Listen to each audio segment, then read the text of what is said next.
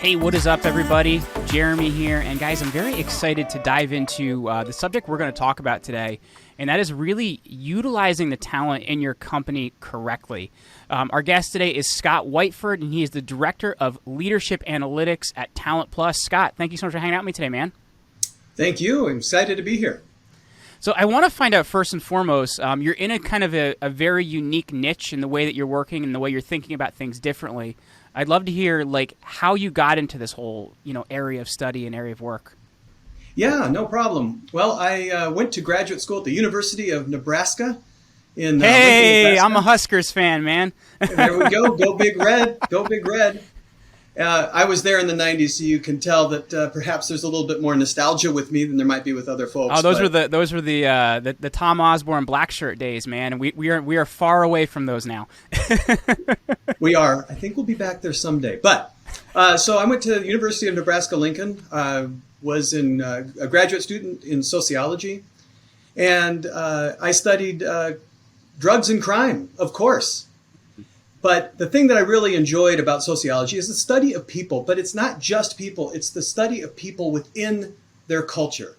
So you're looking at not just an individual, but really how does that individual operate within society? Or how do different communities operate together? So after I got out of graduate school, I started applying for jobs. I was really intrigued by Talent Plus because it's focused on the individual, but they also understand the importance of how does that individual work within a team, within a culture, within an organization. And so I found the work very rewarding. And so basically, it's the only job I've had in the last 18 years. Wow. So let me ask you this then, man. How can you use that knowledge and also use science when you're looking at, leveraging and identifying talent for an organization? Because I don't think it's something we consider very much at all in, outside of the wider, I guess, business world, but it's something that's vital. So how do you consider that? Well, it's interesting because when I talk to my clients, a lot of my clients, and I operate as an executive coach too, so I'm working with leaders. And a lot of my leaders will say, okay, I'm really interested in somebody's knowledge, skills, and experience. And I really want to understand their knowledge, skills, and experience. But when I ask them what makes them a great performer, they'll say things like, well, they're really relationship oriented. They're highly focused. They're very positive. They're exciting to be around. And so on one hand, they're looking at knowledge, skills, and experience, which are important. The knowledge that you've accumulated as a leader, it might be an advanced degree. The skills, perhaps you're really good at Word or really good at PowerPoints, and the experience. If you think about with a lot of organizations, they'll say, we need somebody with 5 or 10 years of experience. But that's really only half of the puzzle. When we come to the other side, we're looking at those things that I talked about earlier. We're measuring that side of, say, the Mercedes-Benz star with knowledge, skills, and experience up here, fit right here, and talent over here. And so it's very intriguing, and it gives the clients a way to develop their people from a strengths-based approach. So let me ask you this then. What would that look like, I guess, in action when you're looking at strengthening somebody, playing to someone's strengths, I guess, in some ways rather than, vice versa? Yeah. So it's kind of back to my original example there. With knowledge, skills, and experience, I always want them to focus on deficiencies, areas that are weaker. If they don't have the right thing, let's get it for them. But when we're looking at the talent pieces, I want them to focus on strengths. I want to focus on what they do already really well. One of the examples that I often give is if you have somebody who's painfully introverted and you have somebody who's very extroverted, and there is a social gathering they have to go to tonight, that painfully introverted person's going to go late, stay for an hour, leave early, go home, and go to sleep. The extroverted... That's so funny, man, because for myself over the years, I've always been painfully introverted. I have a master's in ancient history. I took Latin for 15 years. But I've learned over the years of kind of doing all this stuff to kind of, I guess, put on a show when I need to. So I kind of get where you're coming from on that. But what's interesting is I'll talk about the show in just a moment, but that highly extroverted individual is going to enjoy that moment. They're going to go early. They're going to mingle throughout. They're going to stay late. They're going to help clean up, and they're going to get home and have trouble going to bed. One isn't right or wrong, but let's put that very extroverted person in positions where they can then utilize that strength. If they're very introverted, let's help them build strategies to overcome it, but they're never going to get their energy from it. And so they're going to figure out ways to work through those types of situations. And that's one of the key examples of utilizing strengths. It's not that one is right or wrong. It's that just figuring out what people do best and help them utilize them. I do have one other analogy, if you don't mind. Yeah, can I add something to that too before you do? Because I think that's really important. You say where they get their energy from, because I will tell you, as I said, I'm naturally an introvert. Like, dude, I love a project for 12 hours that involves no one else. That's my kind of a fun day. But like you said, but when you do have to put yourself in that situation where you have to kind of play a little bit less to your strengths, it is a little bit draining. So I do totally see where you're coming from. But the other example you had. Oh, yeah. Have we heard of Steph Curry? I mean, I'm sure everybody in your audience has probably heard of Steph Curry. And if they haven't, they should. So Steph Curry is 6 foot son of Del Curry. Right. That's not how they know him, though, I'm pretty sure. But it is true. He has a brother as well. So Steph Curry is a 6 foot guard, and he is an outstanding shooter. And the way to use his strengths is to have him practice shooting those long-range shots, passing the basketball, figuring out who's open, all those great things that he's awesome at. A bad way to use Steph Curry would be, hey, Steph, you're a basketball player. Your weakness is rebounding. So what we're going to have you do is practice rebounding with people who are 7 feet tall. And that way you'll be a better rebounder, which is probably true, but it would be at the sacrifice of his strengths.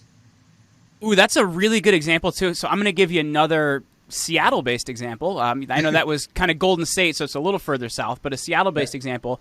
So Russell Wilson, you look at him in the offense in Seattle, and it's kind of why Geno Smith's doing so well now, right? Because it was an offense that was built to his strengths, and that's why he's really struggling in Denver, because it's an offense that's not built to his strengths. Yeah, it's really remarkable to watch that transition. One of the things that I think people make the mistake, and this is why it's another part of the sociology of leadership, or the leadership that we look at through a strength-based perspective, is we have to understand the team. We have to understand the offense. And so if you are just focused on one person's knowledge, skills, and experience and their talent, and you don't know the rest of your team, and we do this at Talent Plus, and you don't know the rest of their team, we don't know if they're going to be successful. Mm-hmm. We didn't know that Russell Wilson was going to be bottom 5 quarterback this year after spending a decade as a top 5 quarterback. And it's because, as to your point, they didn't understand the team. So let me ask you this then, because I think one of the hardest things to then do is how do I guess, find these people to bring them into my organization? Because I think that's one of the hardest parts, right? Is like, okay, you know what you have, but it can be very hard to find what you need. Right. But the first piece that you said is is as important. It's understanding what you have. Let's understand the talent of the people that we have already on our team. That will then help dictate what do we need as far as the talent that we're going to bring in. And a lot of what happens with my client partners is that they present folks to us, but they're just looking at knowledge, skills, and experience again. They're just looking at that one side. And so finding them can be difficult. But once they have the pipeline, the assessment and the understanding of them is what's really key. In our organization, we actually don't help our clients find them. We help them once they found them, or they're down to, say, 3 or 4 people that they're interested in interviewing. So let me ask you this as well, because I find it interesting too, because you mentioned you've been with Talent Plus for 18 years. It is, kind of the only career you've had outside of college. How do you? I'm a big proponent of developing leadership within an organization rather than finding leadership and bringing it into an organization. But I'd love to hear your perspective on that. What does it look like for developing leaders in our organization? It's equally important. And in fact, and a lot of times I advocate for developing leaders in your organization. One of the things I ask my leaders a lot is I say, okay, if you got hit by a bus tomorrow, who takes your spot? And in most cases, they don't really have an answer. Or the answer is, well, of course it would be Bob. Well, do we know much about Bob? Is Bob ready? Well, I don't know if he's ready. What about Bob, man? There's a great movie reference. But that's not even what I meant to do. But it is. They'll just say, hey, this is the person I want in my spot, and they don't know anything about them. And I advocate constantly for that succession planning or progression planning with the people that report to a leader. Get them in situations where they can excel. Find out what their strengths are. Find out what they want to do. Maybe they don't even want to be in your position. So advocating for people inside an organization to develop into the next generation of leaders, I think is essential. I think it's key. And in terms of the culture your company builds, I'll be honest with you, this is something I struggled with the first 3 years of my business, and I feel like in the last several years it's been much better. And I'll tell you what it was for us, but I'd love to hear your perspective on it. Yeah. It was actually having the right people that said, okay, well, I'm going to carry the banner for this company, and this is what our culture looks like, meaning the people I hired. But what does it look like when you're building culture within a company? Well, there's two ways to approach it. I love working with entrepreneurial companies because we can help them build the culture from the beginning. We can help them implement the offense and the right players from the beginning. But of course, that doesn't often happen. And in many cases, we go in and have to assess the Denver Broncos or the Seattle Seahawks right away. We have to assess them and understand what their offense is, what their culture is. And from there, start to steer it in the direction that those leaders want it to be. A culture of inclusivity, a culture of learning, a culture of focus, of vision, whatever it is, we have to help steer them that way. But to your Russell Wilson point, you can't just say, okay, we're going to do it tomorrow, and then all of a sudden we have a different work culture. That's not how it works. So I can see why it would be a struggle at the beginning. That is really interesting too, right? Because it's like I'm gonna go back to the football analogy just because it's a great one. It's like we're gonna go from a running offense to a passing offense, but we don't have an offensive line that can pass block. Well, that's a big problem, and you're gonna fail at that early on. Yeah, that's exactly right. And so that is why it's essential to understand what your offensive line looks like at the beginning. And a lot of organizations don't bother doing that. They do we're going to get Russell Wilson, he's a star. That's great. But if we don't understand what the offensive line looks like, what plays they're running, he isn't going to be successful, which is bore out this past year. So how do you evaluate an organization from the inside then to know what it looks like? Like what things are you looking at? What sort of I don't know if KPIs is kind of the right term here, but I guess what kind of personality traits are we looking at? What sort of ability things? Like I'm a big believer in like aptitude testing. I think that's huge. But I guess for you, what things matter then for knowing what we have from our team? Well, we know right away what the experience is and what degrees they hold and what things that KPIs, the measures that they've attained. But we really want to understand how we can measure things like relationships. So you were talking about understanding that person, relationship, or if they are inquisitive, or if they're highly focused, or if they have a strong vision. So we start with that understanding, but then we move to what we have in our assessments in understanding where are their strengths. Mm-hmm. And so for any given position, we measure about 10 to 15 themes in a person. And the beauty is that you can be successful even if your themes are different than other people. It's a little bit like bringing a team together. Go back to the basketball analogy. We don't want everybody to be we don't want all Steph Currys. They wouldn't do very well. Yeah. But we don't want all Shaquille O'Neals either because they wouldn't do very well. Well, that's the problem with the last 5 years of Yankee teams, right? You have a bunch of guys that don't hit for average but try to hit home runs. Exactly. And so it's really understanding that balance. But the assessment piece is so important too, because that's where our clients lots of times don't really understand. They just want a quick fix. Well, you have to do that assessment. And that's what really builds the culture. I don't know if I answered your question there. No, you did. I think that's important because you want it, because I think the really important thing to understand, Scott, is there's no, I guess there's kind of no finiteness in somebody's skills. It's a lot of gray area. So you have to be able to kind of measure like, well, what are, one person's complementary skills to another, or, what level of ability is this person? I think, just saying, okay, well, this person's a good salesperson. Okay, well, what things within that make that person a good salesperson? Are they, good in how they build rapport? Are they good in how they support the team? So, like, there's so many things you need to look at. Exactly. And so one of the other things that we do, once we have that understanding of kind of their KPIs or their knowledge and skills and experience, and we have the understanding of the talent, then it's about understanding how do we develop them into whatever position they want to be. And one of the things I dislike the most is when a leader goes to a person in their organization and says, here's what you have to do to get to the next position, to get to the next level. We don't even know if that's the level they want to go to. We don't even know if they're in the career they want to be in. So that type of conversation, really, the street goes the other way.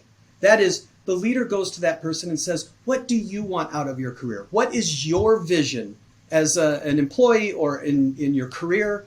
And if we can understand that and bring that together with what we see with your strengths, what we see with our vision in the organization, then all of a sudden we've got a good path for everybody in the organization to progress or to success, depending on what it is that they want to do. So that's really interesting. I'm reading a book right now. Oh, crap. What is the name of this book? It is by the former head of sales. I'm going to try and find this now, of HubSpot. It is called The Sales Acceleration Formula. Really good book. Mark Roberge is the guy's name. And one of the things that he's talking about is a lot of times when you're looking at a salesperson, I'm just using sales because that's the example from the book, but he says when you're looking at a salesperson particularly, we have a tendency to say, okay, so I've watched your last couple calls. I noticed that this, and this. And already it's not going to be receptive because it's what you noticed. He says, what I tend to see is, he says to them, is I've watched your last few calls. What areas do you think you were strong and what areas do you think you could improve? So you can kind of like see from their perspective. I think that's really important.